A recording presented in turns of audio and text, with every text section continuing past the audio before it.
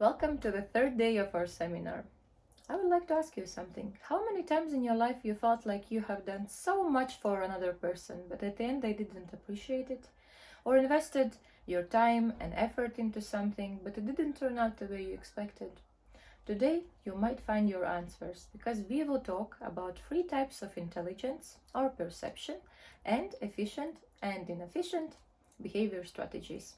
You see, in our life, everything spins around feeling of happiness. Everything we do is for pure purpose of feeling better. We earn money in order to buy the things we want. We make friends in order to fulfill the need of belonging. We help others in order to feel needed. And so does the other people. Let's begin. We have three types of intelligence. Cognitive intelligence, IQ, is our knowledge and we verbalize it.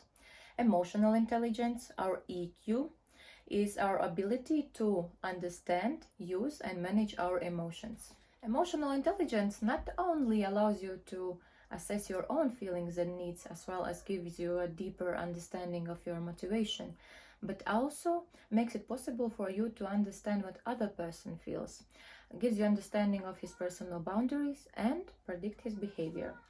Somatic intelligence is our sensory system that informs us about the world, physical world around us, as well as our instincts that we got from our ancestors. Exactly, somatic intelligence helps us to choose the person in the street who we will ask directions to, choose the seat in a restaurant.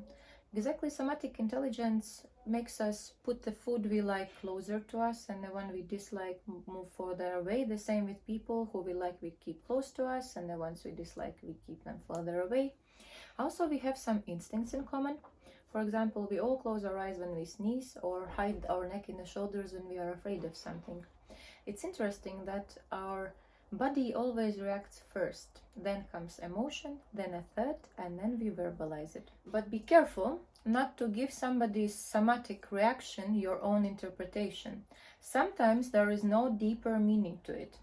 Like, for example, a few years ago, when my study mate from UK visited me, we spoke, and then in the middle of conversation he said to me, "Ava, you have changed so much. You were such a snob in college."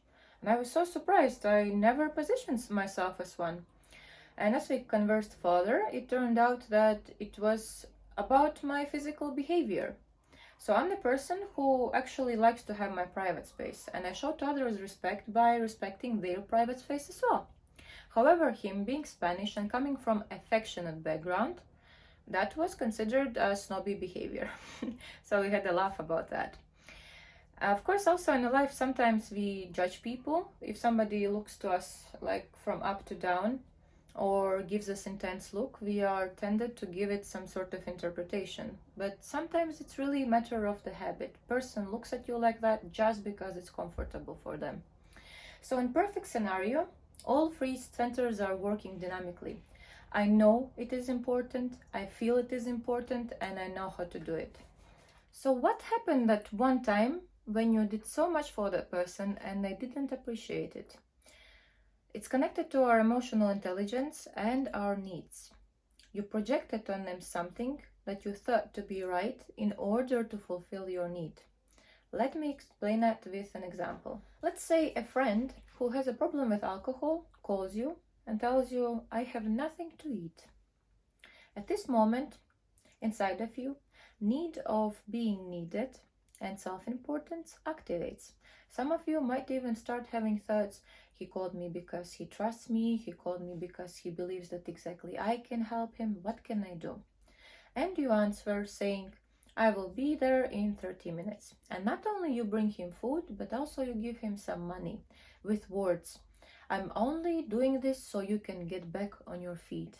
At this moment, you expect to be important enough in this person's life that thanks to your actions, they decide to stop the self-destructive behavior. You see, activated need, we spoke about it in our last lecture, found an object of fulfillment. And now, expectation that the things will go the way you want is there. As we know, expectation is the direct road to disappointment. And what happens? Your friend got food, money, and he just carries on living exactly like he did before. And if it was your 101st time helping him, you feel bitter and very disappointed. It is extremely important to understand that at any point of our lives, every single one of us is doing what they believe to be the best for them. You're making a decision or taking an action based on all the experiences that you have gathered up until this point and believe to be the best for you. The chain of these choices, one by one, has led you to this point of your life, to the situation you are in, like at the moment watching this video. So the hard part in this process is to understand that if you truly want the best for another, you need to let them to go to the point when they make a new experience, make a conclusion, have an insight, and learn a new behavior strategy that they decide that they want to use from now on, and that one is the best for them.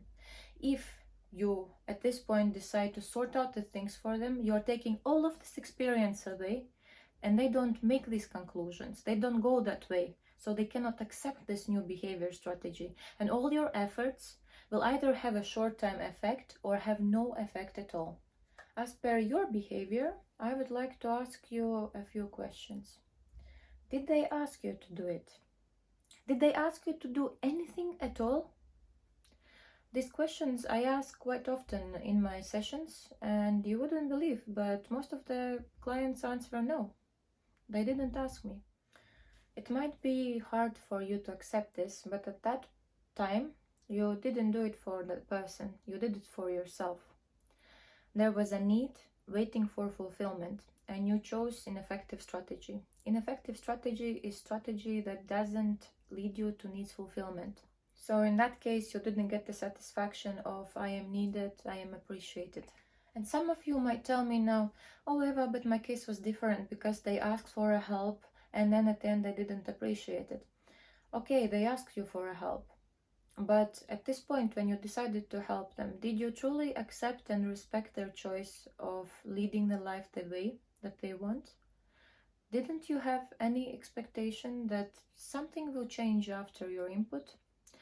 You see, if you feel responsible about any events in another person's life or his life in general, you're part of their game. Because they are getting from your behavior secondary benefits, and you are getting possibility to fulfill your need. I will repeat myself again. We need to respect other person's choice to lead their life the way that they want, to do whatever they want with their life, and not assume that they are suffering or need saving. Even your friend who is calling you and complaining you about his work, he's fine, he just wants to complain. If he would like to change something, he would do it. Or a person who is in toxic relationship, it's their choice to be in this toxic relationship. I'm of course not talking about extreme cases, but if the person who is healthy and is in this kind of relationship, there is a lesson that they need to learn, to come to some point, make a conclusion, choose the new behavior strategy, and change their life for best. Your helper in this uneasy process are 3 positions of perception. First is I position, all about me, what I see, what I feel, what is important for me. Second is you position, other person, what other feels, what other sees, what state they are in. And third position is observer. How does it look from the side? There is a small exercise you can do. You can take a recent situation and try to describe it from 3 positions. And I'm pretty sure it will give you a different perspective on what exactly happened, especially when you will go to the position of other and realize what words you taught him. You will also be able to feel what other person felt. So this exercise I really love myself, because sometimes I like to show my character, but and I think that I'm right. However, when I look from the side, I could see that yeah, maybe I was right, but other person also wasn't wrong. Another thing you can do is when you will have a socially active day, you can try to track your thoughts and therefore realize in which position you are in the most. Another instrument I want to share with you is small self-analysis chart. You can write in this chart all the feelings or emotions you feel, then analyze what do they mean for you, what do you feel like doing when you are feeling it, or what you feel like other person could do for you. I find this chart very useful as a self-analysis instrument, because when we are in a relationship or interactions with our friends or family, sometimes we don't even know ourselves what it is important for us to be done in terms of support.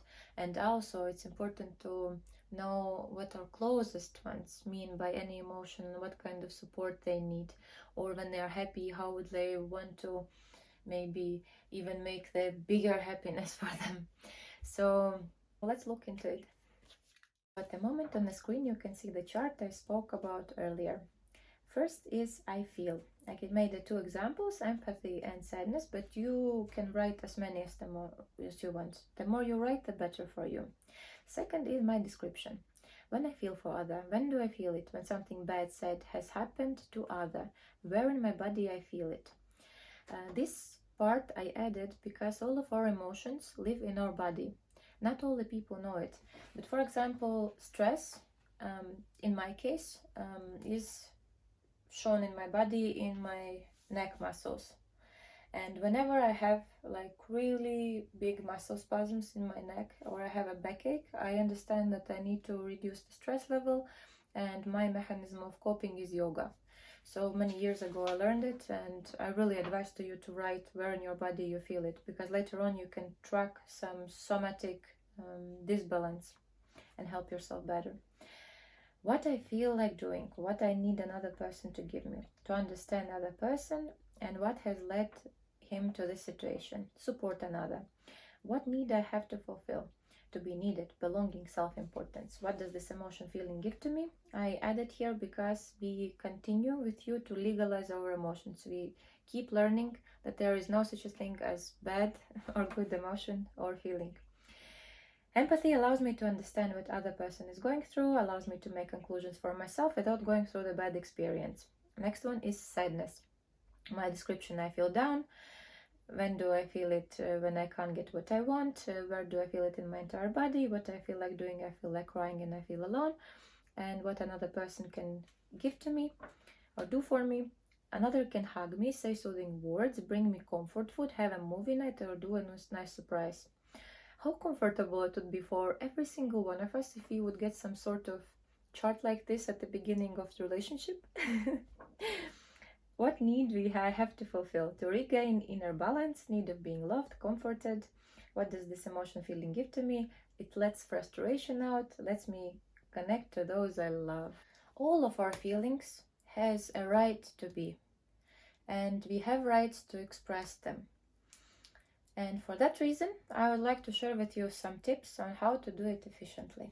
When someone complains to you, I feel like you are in an uneasy situation right now. What is important for you right now? For me to hear you out, or would you like to tell me what is happening and you would like to hear my opinion? When you feel that somebody is trying to get you to sort out their problem, put the responsibility on you. And what have you done in order to change this situation? What steps have you taken? I don't know what you should do in this situation, but I believe that you will find the solution for that. What do you feel is the next step for you? I understand. So in this situation, it is very important to give the responsibility back to the person. You need to make them understand that they have all the resources to sort out the situation for themselves. If someone close to you does something that upsets you, for example, I feel so upset when you are coming to date late. I would be so much happier to see you if you could come on time. Do you think it's possible for us to change something about it? Or, when you said that, it really felt like you were trying to upset me. Was that your intention? And at the end, I would like to share with you two examples of how understanding of your feelings and needs bring changes in your life. First is inefficient strategy. Feeling I have, but I don't understand the need behind it. I can't stand my job. Destructive behavior. Keep staying there because of reason X. Result, frustration, I am annoyed. And so this cycle goes over and over again. Efficient strategy. Feeling I had and realized what need is behind it. Need self-actualization. I can't stand my job. My need is to use my full potential, earn money in place where I'm noticed and valued. I am good at this and this and that. Constructive behavior. Realizing what doesn't satisfy me at my current job and talking to my boss about it. Looking for the job that fits the criteria of importance if boss doesn't give you the result that you desired. If needed, improving my qualification. Result, happiness. And second example is about relationship. Feeling I have but I don't understand the need behind it. My partner doesn't understand me. Destructive behavior, not saying anything or screaming. Result, frustration, anger, feeling belittled. Efficient. Feeling I had and realized what need is behind it. Need, understanding. My partner doesn't understand me. Our communication is not efficient. When I have a feeling that he doesn't hear me, I feel bad. He must feel bad too. You see, it's also the second role of perception. Constructive behavior, trying to understand the partner. I have a feeling that we don't have a good level of communication in stress situations. What do you think about it? I feel like you don't understand me. How is it for you? You see, for me it's important that... What's important for you? How about we try to do like this? Do you see how important it is to verbalize our feelings correctly and efficiently? So it's also efficient for us and ecological for others, because most of us are thinking that there is like a problem between two of us, but actually in reality there is like you, your partner or your closest one, and a problem that you're trying to sort out. So you don't have to create a war between each other. You just need to find the correct way to communicate in order to sort out the situation. And as a result, you get a happiness. And that's all for today. With you was I, Eva Spruzane, and I will see you tomorrow.